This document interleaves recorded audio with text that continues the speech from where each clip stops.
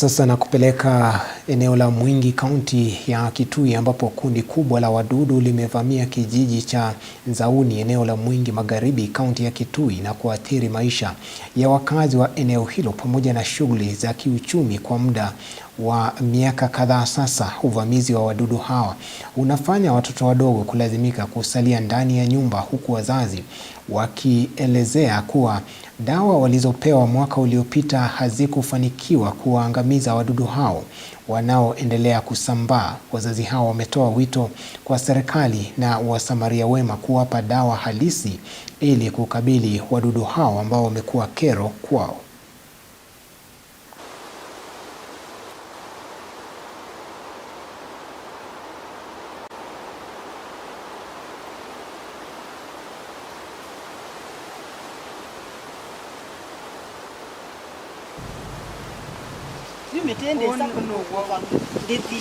For now, the coverage when ilikuwa imecover move from few homesteads, sasa imecover like the whole village, na tulipewa dawa last year that we are supposed to spray zitakufa na zikukufa, so bado zina spread.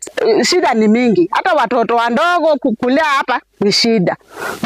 Kama mtoto ule akikuja hapa na akiketi hapa inakuwa inamsumbua mpaka anaanza kulia, anangojeka vidonda, inauma mpaka unaona vidonda.